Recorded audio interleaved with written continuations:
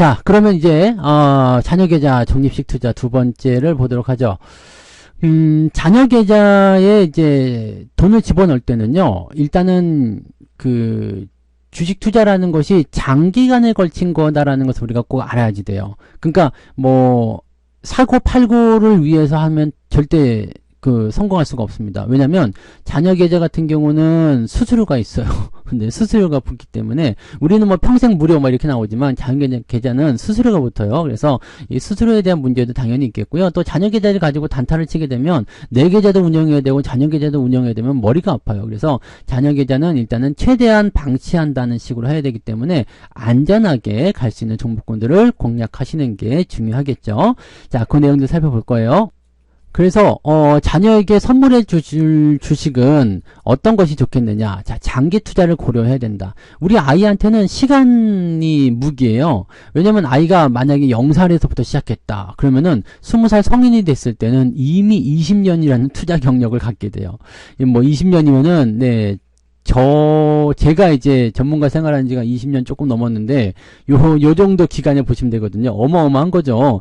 이 기간 동안에 얼마나 많은 일이 벌어지게 될까요? 특히나 이제 여러분들 20년 전에 주식 가격들 한번 생각해 보세요. 가격이 얼마나 쌉니까? 걔네들이 20년 지났는데 딱 네, 성장해 있으면 얼마나 뿌듯할까요? 근데 그런 것들이 아이는 사실 여기에 관여하지 않아요. 자녀 계좌, 뭐 자기 명의로 되는 계좌지만, 엄마 이거 사줘, 엄마 저거 팔아줘, 막 이렇게 얘기하지 않거든요. 대부분이 부모가 결정해 주는 거죠. 그렇기 때문에 아이가 전혀 인지하지 않는 상황 속에서 나의 자산이 커져간다는 거, 그런 부분들은 우리가 그냥 뭐 부모로서 대리만족하시면 되는 거죠. 아이는 그런 거 신경 안 씁니다. 돈이 얼마가 있든 그건 중요하지 않거든요. 그래서 일단은 그렇게 생각하시고요. 그래서 시간적인 부분에서의 여유가 충분히 만들어질 수 있다는 것을 우리가 꼭 참고하셔야 됩니다. 그래서 그렇게 우리가 접근하시기 바라고요. 자, 그러면 장기 투자를 고려해야 되기 때문에 어떤 주식이 좋겠어요? 바로 성장주 또는 고배당주.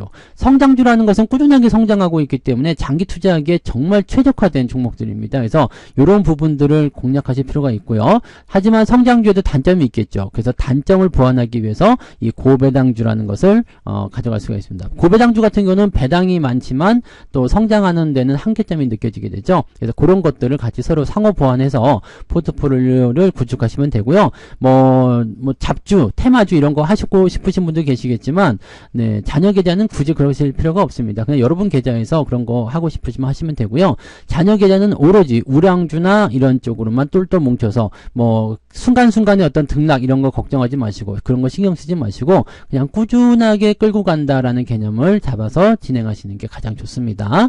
자, 그러면 한 번씩 살펴볼까요? 네, 성장주라는 것에 대한 특징을 좀 알아봅시다. 성장주는 뭐예요? 기업이 계속해서 네, 돈을 벌어가고 뭔가 좀 기업의 가치가 커져가는 거, 바로 그거거든요. 꾸준하게 실적이 증가해서 기업의 주가가 장기간적으로 상승하는 것이다. 그런데 정말 치명적인 단점이 있습니다. 배당금이 완전 쥐꼬리 또는 아예 없는 경우도 많아요. 이 성장주라는 것은요, 말 그대로 성장하고 있는 거거든요. 여러분들 한번 생각해 보세요. 네, 고등학생이 대학교에 가려면 또는 대학생이 회사에 취직을 하려면 무엇을 해야 될까요?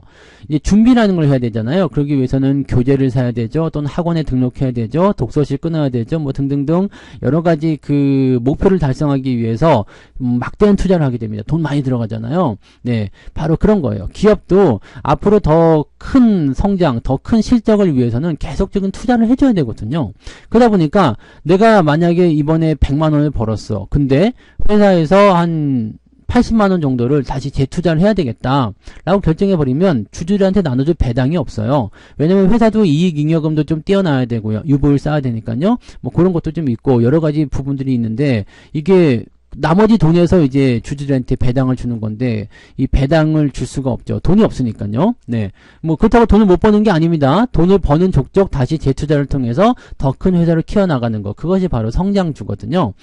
특히나 이제 뭐 반도체 산업 같은 경우가 더 그렇죠. 네, 어디 뭐 공장을 세운다, 생산 능력을 키운다, 또는 연구개발, R&D라고 그러죠. 네, 연구개발 쪽에 돈을 더 투자해가지고 더 새로운 신제품을 만들어낸다. 이것이 전부 다 투자 활동입니다. 그것을 통해서 기업이 더 큰 실적을 만들어내고 덩치가 더 커지는 거거든요. 이걸 나쁘다고 할 수가 없어요. 왜냐면 주가는 올라가니까. 하지만 배당금을 노렸다라면 이것은 완전히 오류가 되는 거죠. 그래서 배당금은 진짜 그나마 삼성전자가 많이 주는 편입니다. 네. 이 성장주이면서 배당 많이 주는 쪽은 그래도 삼성전자. 뭐 지금 가치를 대비해서 한 2%는 받잖아요. 보통 보면은 하이닉스는 1%가 채 안 되나요? 네, 그 정도 나오고요. 보통 뭐 없거나 0.5%, 1%대 뭐 거의 대부분 그 정도입니다. 배당금이 3%만 넘어가도 박수를 치러주는데 성장주들은 대체적으로 3%를 넘지 못한다. 네, 넘어가는 게 있으면 성장하면서 배당금 많이 주니까 걔네들은 정말 좋은 기업이에요. 근데 기본적으로 배당금이 쥐꼬리입니다. 그렇기 때문에 성장주를 어떻게 공략을 해야 되냐면, 자, 매월 1회가량의 꾸준한 매수가 필요하다. 이거는 가격의 등락과 관계가 없어요. 올라가든 내려가든 상관하지 않고 매수하겠다라고 보시면 됩니다. 그래서 특정한 날짜를 정해놓는 거죠. 월급날이든 아니면 뭐 용돈 주는 날이든 정해놔서 그때 주식을 매수해 주는 거예요. 네, 그렇게 매수하면서 야, 뭐뭐뭐야, 뭐 누구누구야, 이런 주식 이렇게 매수한다. 뭐 이렇게 한번 얘기해주면 더 좋고요. 얘기 안 해주셔도 상관없습니다. 어차피 관심은 없거든요. 그래서 네, 그렇게 생각하시면 됩니다. 그러니까 매월 1일가량 날짜를 정해놓고 정해진 매수를 한 번씩 해주는 거, 이거 중요하다는 거. 자, 그 다음에 배당보다는 장기간의 주가 상승을 노리는 겁니다. 삼성전자의 뭐 한 20년 전 차트 뭐 이렇게 보시면은요, 여러분들 깜짝 놀라시잖아요. 삼성전자 주가 차트 한번 볼까요? 삼성전자의 주식 차트를 보시면 이 20년 전으로 한번 넘어가 보세요. 지금 2024년이니까 2004년도 같은 경우 보시면 이게 지금 수정된 가격 봤을 때 9,000원입니다. 그러니까 거의 8배 올랐죠. 네. 이 20년 동안 배당금을 차곡차곡 쌓아도 사실은 이렇게 8배, 8,000%, 네, 800%인가요? 네, 800% 이렇게 나오기는 어렵죠? 네, 그러니까 이렇게 되는 건 없어요. 그러니까, 여러분들이 이런 주가 상황들을 좀 노리셔야 됩니다. 그러니까 성장주는 이렇게 꾸준하게 올라가는 그런 경향이 있어요. 자, 이런 종목군들의 움직임을 파악하시려면은요, 월봉 차트를 보시는 게 가장 좋습니다. 월봉 차트. 뭐, 연봉 차트를 보셔도 되지만 이건 너무 짧기 때문에 월봉 차트를 보시면은 이렇게 어떻게 성장하고 있는지가 대부분 보여요. 이렇게 우상향을 꾸준하게 하고 있는 것들이 있잖아요. 이런 기업들 보시면 많이 있어요. 특히 시총 상위 종목에 보시면 뭐 중소형주에도 있겠습니다만 안전하게 하고 싶다면 시총 상위 종목으로 해서 이렇게 꾸준하게 성장하는 이런 종목군들을 공략하실 필요가 있다는 것을 꼭 여러분들이 명심하시면 좋겠습니다. 자, 그래서 배당보다는 장기간의 주가 상승을 노리는 것이 중요하다. 그 다음에 장기적으로 실적 증가와 주가 상승이 진행 중인 종목을 찾는다. 라고 보시면 되죠. 그러니까 이런 성장주는 월 1회 꾸준하게 공략하고 배당보다는 장기간의 주가 상승을 노려야 되는데 꾸준하게 실적이 증가하고 있거나 주가 상승이 진행되고 있는 것들, 네, 이런 것들을 찾아주시면 나중에 되면은요, 여러분들 이제 배당금도 많이 좋아져요. 왜냐면 그 당시 배당금이 2%지만 가격이 많이 올라간 다음에도 똑같은 배당금은 아니거든요. 성장주도 그 자기 주가에 맞춰서 계속 퍼센테이지 유지하면서 배당금을 높여갑니다. 그래서 예전에 만약에 내가 100원에 뭐 10원 받는 주식을 갖고 있었다라고 한다면 이게 100원짜리가 1000원이 됐어요. 그럼 100원에 배당을 줄 수가 있거든요. 그러니까 그렇게 되면 내가 100원에 사놨지만 그 당시는 10%밖에 안 됐지만 지금은 뭐 100%의 배당을 받을 수 있다라든지 뭐 그렇게 배당 성향이 높아지게 됩니다. 그러니까 가격이 낮을수록 배당금은 더 많이 받을 수가 있으니까요. 미리 사놓고 많이 올라가면은 성장과 배당을 같이 챙기실 수가 있을 거예요. 근데 배당금을 이용해서 뭔가를 노린다는 것보다는 주가 상승에 대한 포인트가 훨씬 더 크다는 것만 기억해 주시면 됩니다. 자, 배당주를 한번 보죠. 성장주는 그렇게 보시면 되고, 그래서 배당주도 한번 보시면 실적이 꾸준하게 증가하고 있고 배당 성향이 높은 기업입니다. 실적이 꾸준하게 증가하는데 배당 성향이 높다. 그러니까 실적 벌어들이는 돈의 대부분을 배당금으로 주는 거예요. 야, 너희들 우리 주식 갖고 있어서 고마워. 그러면서 배당금을 나눠주는 거지. 자, 실적이 꾸준하게 증가한 것을 배당을 다 나눠주게 되면 어떻게 돼요? 투자라는 부분들이 조금 약하다는 거겠죠. 그러니까 성장은 잘 안 해요. 그렇기 때문에 주가가 잘 오르지 않습니다. 네, 이거 치명적인 단점일 수도 있어요. 사놨는데 내가 1000만원어치 사놨는데 이게 계속 1000만원이야. 네, 몇 년이 지나도 계속 1000만원, 1100만원 왔다 갔다 계속해요. 아, 주가 더럽게 안 오르네 라고 생각할지 모르지만 배당금을 뭐 7%, 8%씩 그냥 계속 받아왔다라면 그걸 재투자하게 됐을 때는 실질적으로 성장을 하지 않는 건 아니죠. 네, 계속적으로 이제 나의 주식수가 늘어나고 주식수가 늘어나면서 그 다음 해에 받는 배당금은 더 늘어나죠. 그러니까 이번 연도에 내가 10개를 갖고 있었어. 근데 배당금으로 1개를 더 받았어요. 그러면 다음 연도에는 11개에 대한 배당을 받는 거죠. 그러니까 이런 식으로 또 늘려가는 겁니다. 그래서 배당주는요, 주식 숫자가 굉장히 중요해요. 왜냐면 주가의 등락폭은 뭐 조금씩 상승하긴 합니다만은 크게 늘어나거나 그런 모습은 아니기 때문에 이런 것들을 고려했을 때, 네, 배당주들에 투자할 때는 내가 얼마만큼 많이 가지고 있느냐, 주식 숫자가 중요하다는 거죠. 그래서 그런 부분들을 꼭 체크하시고, 하지만 주식 숫자도 중요하지만 싸게 사는 게 더 중요합니다. 높게 사버리면 배당금이 많이 나와도 그 수익률이 많지가 않거든요. 그러니까 그런 부분들 같이 체크하셔야 되겠죠. 배당주를 어떻게 투자하냐면 배당락을 이용해서 저가 매수하면 좋습니다. 보통 배당락 전에 주가가 많이 오르고요. 배당락 나오면은 주가가 뭐 한 10%, 고배당주 같은 경우는 한 20%까지도 빠져요. 그래서 그럴 때 사놓으시면은 다음 연도까지 꾸준하게 올라갔다가 또 배당락 나올 때 뚝 떨어지고, 그러면 그때 또 배당락 나올 때 또 주수 담고, 어차피 우리는 샀다 팔았다 할 것이 아니기 때문에 배당락 떨어지고 나서, 그리고 나서 주가가 좀 안정화될 때까지 기다렸다가 그 시점에서 매수를 들어가시면 됩니다. 그래서 이 배당주 같은 경우는 이제 자금을 좀 띄어놨다가 네, 이 배당락이 나올 때 매수해줘야 되기 때문에 그 전에는 성장주 쪽으로 매수를 집중하시다가 이 배당 시즌이 됐을 때 또는 배당락이 나올 때 그럴 때 진행하시면 됩니다.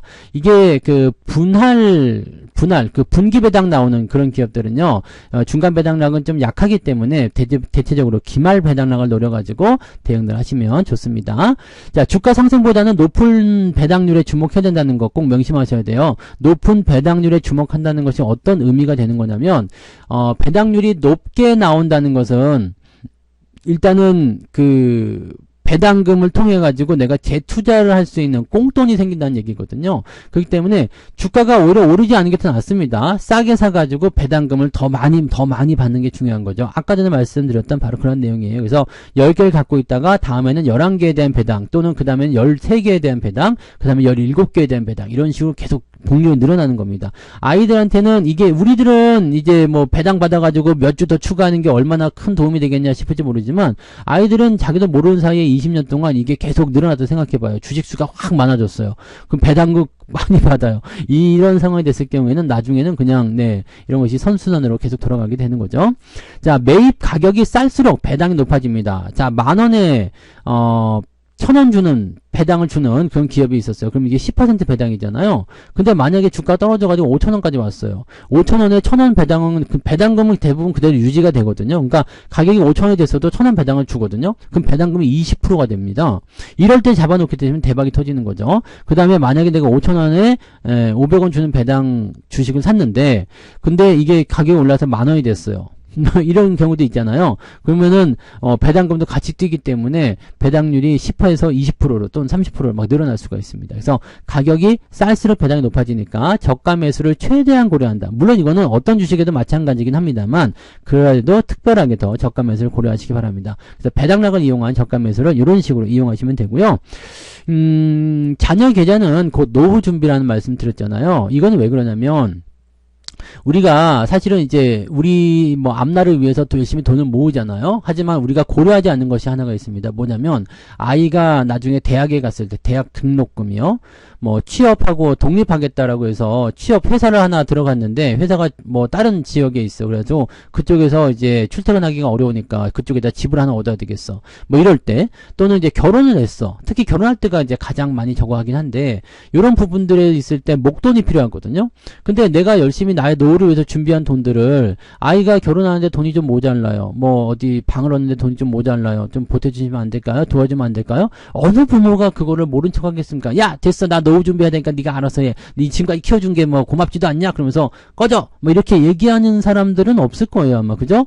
네. 근데 만약에 그 당시에 내가 노후 준비를 위한 돈이라도 있어서 주면은 그나마 다행인데, 그게 없어. 그러면은 어떻게 해요? 자기가 살고 있던 집을 팔아가지고, 이 노인 부부들은 평수를 좀 좁혀가지고, 네, 뭐 이사를 가시거나 그렇게 하시는 경우도 많고, 아이들에게 그 돈을 보태주죠. 네. 그러면은 뭐 나중에 집 살 돈이 만약에 부족하다 그러면 이제 전세나 뭐 다른 걸로 들어가시다가 결과적으로는 조금, 네, 여유롭지 못한 노후 생활을 보내게 됩니다. 나는 이거 정말 아니라고 생각해요. 네. 뭐 노후에서 아이에게 뭐 증여, 상속 재산 이런 것들이 중요하다고 하지만, 실질적으로 더 중요한 거는 아이에게 짐이 되지 않는 거잖아요. 그죠? 네. 그래서 일단은 가장 중요한 것 중에 하나는, 네, 일단은 내가 네, 짐이 되지 않을 수 있도록 나의 노후 준비가 충분해야 됩니다. 그러면서 아이에게도 충분한 지원을 해줘야지 되는데 이게 쉽지가 않잖아요. 그러니까 이거를 20년 전에 미리 준비하자는 얘기입니다. 미리 준비해서 아이들에게 자, 엄마 아빠 뭐 내가 지금 결혼하는데 어떻게 일이 있는데 돈이 좀 필요해요. 그러면 자녀 계좌 그냥 주세요. 야, 이거 네 거야? 갖고 가. 네. 그러면은 그걸로 끝이잖아요. 네. 20년 동안 여러분들이 차곡차곡 모으면은요. 최소한 억 단위는 들어가 있습니다. 네, 억 단위는 제가 있을 거라 생각합니다. 왜냐면 지금 배당 투자나 성장 투자 이런 것들이 20년이라는 세월이 거치면서 복리의 마법을 보이게 되면은요. 억 단위 또는 그 이상으로도 충분히 갈 수 있습니다. 그리고 아이들이 뭐 20살 독립하자마자 되자마자 바로 돈 주세요 하는 것이 아니기 때문에 보통은 이제 요즘에 결혼들 늦게 하잖아요. 30살 정도로 생각하시면 30년이라는 시간입니다. 좀 늦게 하셨다고 하더라도 20년 넘는 시간 동안에 충분히 여러분들이 진행이 가능하시고 지금 아까 증여세 이런 것들은 이제 만 20살이 넘어가면 이제 5천만 원으로 늘어납니다. 그래서 그렇게 되면은 더 많은 자금들을 축적해 줄 수 있기 때문에 아마 30살까지 가신다 그러면은요 전혀 여러분들이 나중에 아이들에게 뭐 지원해 주는 돈에 대해서 큰 부담이 없을 겁니다. 뭐 그 돈이 좀 부족해진다 하더라도 내가 뭐 조금 모아놓은 걸로 좀 줄 수도 있는 거니까 전혀 나에게 타격이 되지 않는 나의 경제에 타격을 주지 않는 상황에서 아이들 지원을 해주고 나는 편안한 노후를 통해서 이제 충분히 내 노후를 즐기고 또 내가 죽고 나면은 우리 재산들은 또 아이한테 줄 수 있는 거니까 그럼 뭐 서로에게 전부 다 행복하겠죠. 짐이 되지 않는 그런 노후 준비 이런 것들은 우리에게 꼭 필요하지 않을까 생각합니다. 그래서 아이에게 엄마 아빠 생활비가 모자란데 돈 좀 줄래? 그러면 얘도 먹고 살기 바쁜데 그렇잖아요. 용돈 주는 것보다도 용돈을 주는 할머니 할아버지가 되면 어떨까요? 용돈 받는 할머니 할아버지가 아니라 용돈을 주는 할머니 할아버지 괜찮을 것 같지 않습니까? 이게 전부 다 여기서 시작이 되는 거예요. 즉 자녀 계좌를 준비하는 것은 아이들의 미래를 위한 것도 있지만 내 아름다운 노후를 위한 것이 더 크다라고 생각하시면 되겠습니다. 자, 그럼 어떤 종목을 사야 되는지 한번 알아보도록 하죠.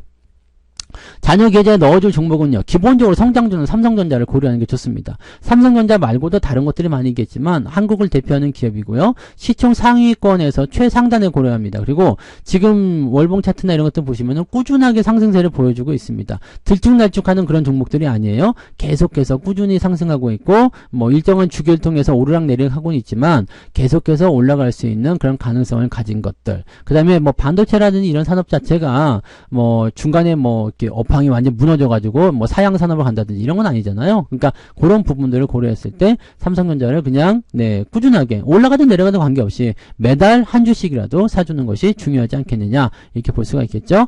자, 그 다음에 성장주는요. 4대 금융주죠. 뭐 은행주도 그냥 4개 다 사시면 돼요. KB금융, 신한지주, 우리금융, 그 다음에 하나금융 이렇게 4개가 4대 금융지주고요. 여기다가 플러스 기업은행. 기업은행은 좋은 게 4대 금융지주는 분기배당이라서 조금 애매한데 기업은행은 월말 배당으로 기말 배당으로 몰아줍니다. 그래서 좋은 점도 있고요. 기업은행은 이 최대 주주가 정부예요. 정부. 대한민국 정부입니다. 그래서 망할 염려가 없어.